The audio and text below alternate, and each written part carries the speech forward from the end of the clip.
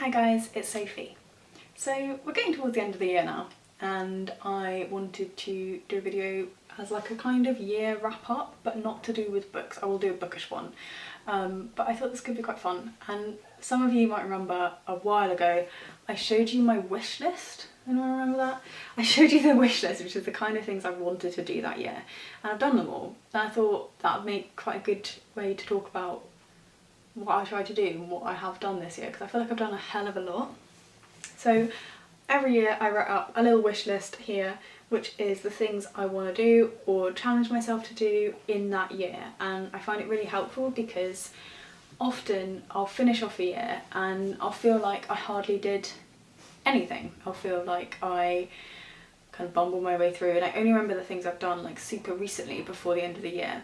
So the wish list is a really good way to capture stuff that I've done throughout the year, and it's like a really gentle, kind list that I do for myself. So anything that goes on it, it does not matter if I don't do any one of them.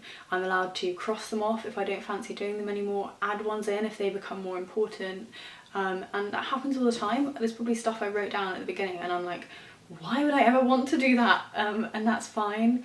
So I think that's what keeps it really positive for me, is that these end up being things I want to do, and most of them I do, because if I haven't done them it's like, oh, okay, well I'll do that next year, or they just aren't relevant and I didn't really want to do them anyway, and that's fine.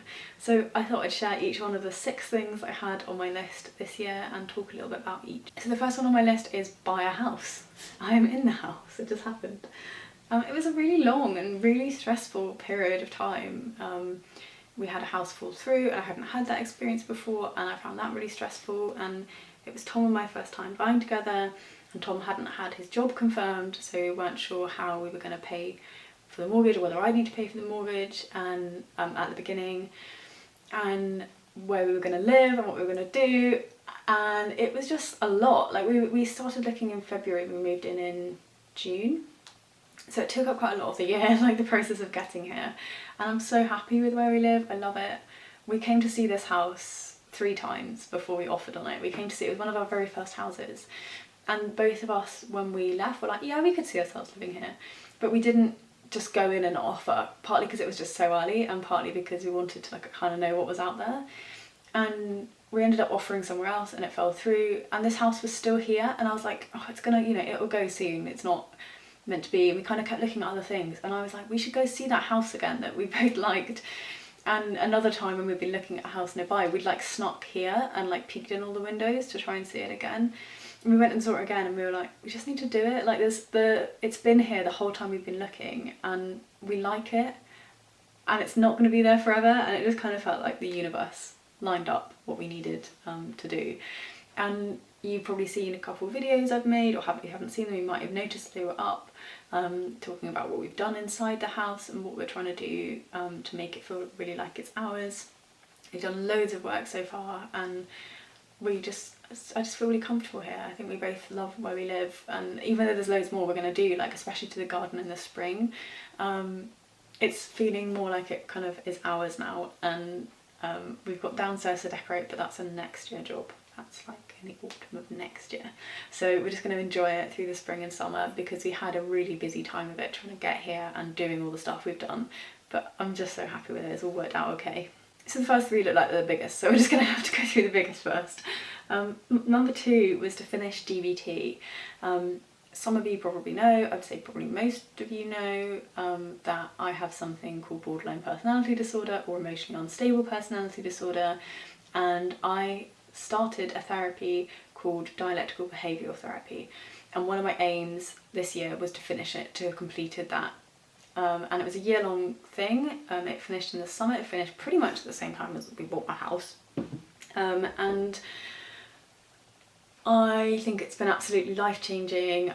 I feel like I am so much better and in control of my life than I have been before. I'm getting discharged from mental health services, which I haven't been out of their services since 2016, and even then I bounced in and out. Like I was in for 6 months, out for 6 months, that kind of thing. And DBT feels like the only thing that's, I'm not going to say fixed because that's not right, but given me the tools to be able to look after myself the way I need to. And I'm even agreeing a plan to come off my medication, which I've been on. Well, I mean, I started medication when I was 18, so I've nearly been on medication for 10 years. And, you know, again, a bit like these goals, if that isn't the right time or the right thing to do, then that's absolutely fine, and I will look at that again. But it feels like a huge step to be trying to do that, and hopefully trying to make the best choice for myself overall in doing something a bit brave and dealing with some difficult emotions, but hopefully managing them well. And it just feels so positive. I think my family, Tom, friends, everyone at work can see where I've come from, and it just is like a breath of fresh air. It's amazing. So I feel like I've achieved that so well, and it's gone better than I had possibly imagined when I was thinking about this back in January. The next one is to start my CIPD level 7, which is a master's qualification in HR that I'm doing, and I've started it and I feel like I'm doing really well with it. It's not that easy for me, and do you know what, it's not the content or writing it or any of those things, it's all about my self-doubt and my shame, like around the fact I had to leave university because I wasn't well enough, and I have to fight quite hard with those voices that tell me I won't be able to do it and I shouldn't be trying, and just look at the fact I can actually do it. Like when I start doing it, I can do it, and that's going to be something. I won't finish it this year, in 2020 I mean, but I'll finish it hopefully the year after that, and it's kind of like, it's not the final thing I'll ever learn obviously, and I'm sure I'll do more courses, but it's kind of the end of the standard UK route to be like a fully fledged HR professional, and I am going to tack on the end a master's dissertation so that I can get the full master's degree, because if I did all of the modules, I'd literally just be missing the dissertation to get it, and I really want that because I don't have a degree, and I feel a lot of shame and kind of lack of worthiness around that, and I feel like I'm in a good place to achieve that, and I try and fight the version of me that thinks I should be ashamed of that or feel negatively about that. So that's really exciting and nerve-wracking, but I'm doing really well and I'm really proud of myself for it, and I just want to keep going and enjoy it. Number 4 on my list was to do a yoga class, so we're down to some smaller stuff now.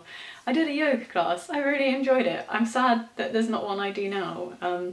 It's something that I probably did for the first 6 months of the year, and then when we moved, everything was just like, you're so busy. I haven't really done a lot of it since. I did a couple practices last week, and I really enjoyed it, and that's actually going to be one of the things on my list next year. It's not like a New Year's resolution, but it's just to try and build some more time for mindfulness in my days, and that won't always be yoga, but I find yoga really helpful to do that. So that's going to be one of my like things for next year. But doing the class was amazing.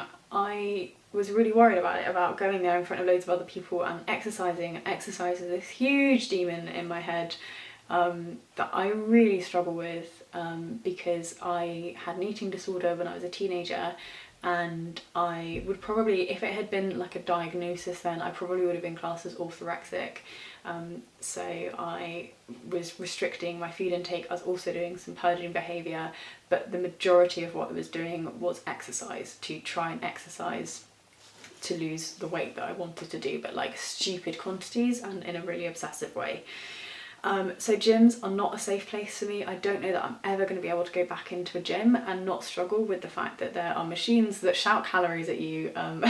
So it's always felt like, oh well, if I don't want to be ill, I have to give up exercise. And so being able to do yoga and really enjoy it was just lush, and I really want to keep doing that because it feels good for my body. It doesn't feel the same at all as like jumping on the running machine for hours on end did when I was a teenager. So I feel like that's a really healthy way to look after my body. Foster agrees. And then number 5 was to go to a spa for treatment.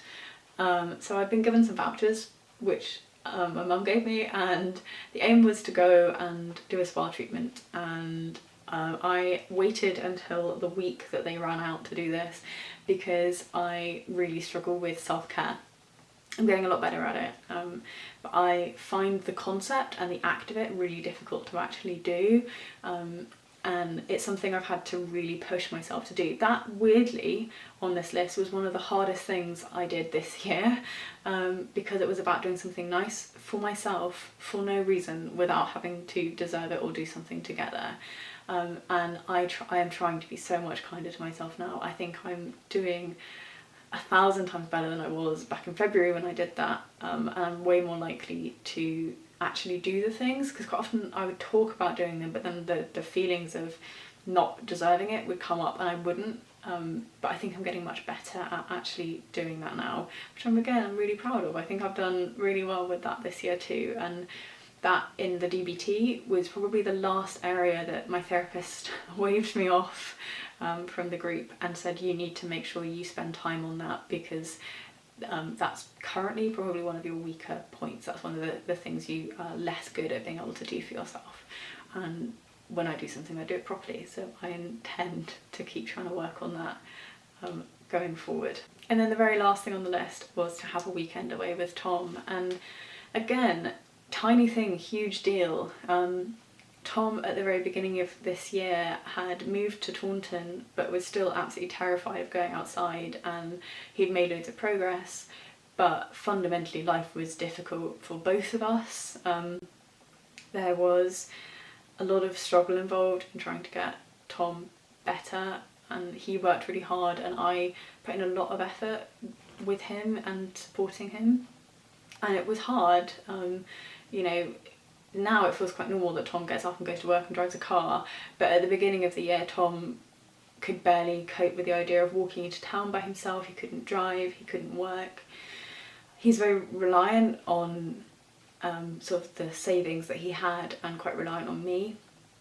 And the idea that we could go somewhere together, and actually go somewhere that Tom had never been, and go and stay somewhere and have a time where the aim was like the travelling, so we'd leave the place we were staying, was a huge deal. I couldn't do that the first year I was with Tom. We still haven't gone anywhere outside of the UK together, because that's still quite a big thing for Tom.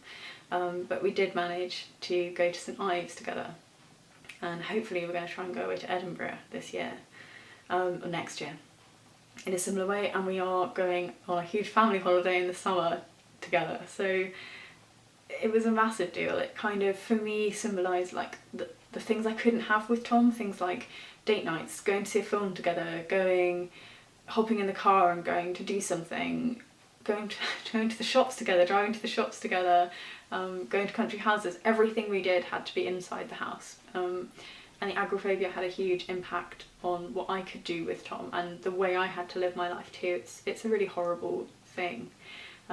And it felt like that was one of the first steps that we took, was this is a positive thing and it's a scary thing, but it will be okay. And it feels a long time ago now that we were kind of cautiously driving to St Ives, but it was a massive deal.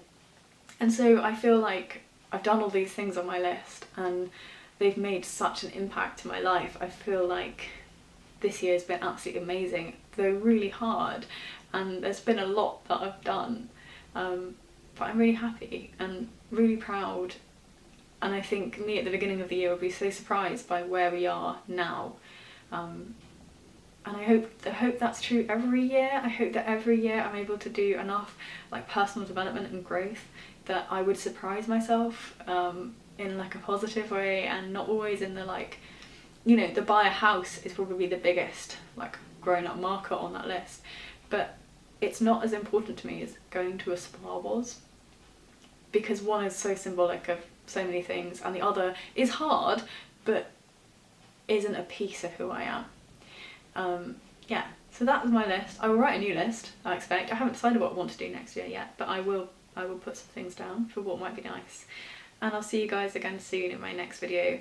If you would be so kind, could you please comment down below with what your favourite thing is, that your favourite like 5 or 6 things that you've done this year, because I think reflecting on it is such a good habit, and being grateful for what we've been able to do in each year is amazing. And it doesn't have to be huge markers. I want to be so clear about that. I think the tiny things that you do are so valuable and make up, you know, can be so much more impactful in your life than the humongous things. So I'd love to hear from you guys what you're proud of this year, what you've done this year, what you've managed this year. And if you are sitting here feeling like all I have done is get through this year, fucking congratulations, because I've been there too, and you're doing amazing, sweetheart, I promise. See, you've made me cry because I know where you were and you are absolutely knocking it out of the park.